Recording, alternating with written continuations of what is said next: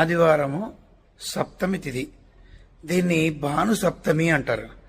అంటే మాఘమాసంలో వచ్చేటటువంటి రథసప్తమి ఎంత గొప్పదో ఇంచుమించుగా అంతే గొప్పతనం కలిగిన రోజు అని చెప్తారు పెద్దలు.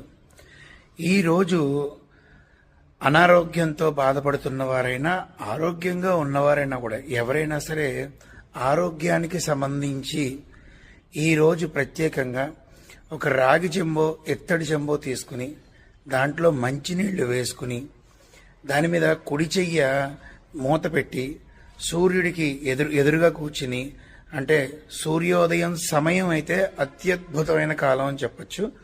ఆ కాలంలో కుడి చెయ్యి మూత పెట్టి సూర్యమండల స్తోత్రం, సూర్య ఆరోగ్య స్తోత్రం, ఈ రెండు స్తోత్రాలు అవి కుడి చేయి మూతపెట్టి కనీసం తక్కువైతే 11 సార్లు అభిమంత్రణ చేయండి. కుడి చేయి మూతపెట్టి చదవండి. చదివిన తర్వాత ఆ నీళ్లు గనక మీరు తాగినట్లయితే చాలా చాలా మంచి ఫలితం వస్తుంది.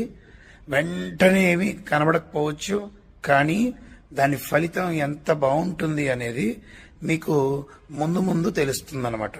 కాబట్టి ఎవరికైనా ఆరోగ్యం బాగాలేకపోతే వారి కోసం కూడా మీరు చెయ్యొచ్చు.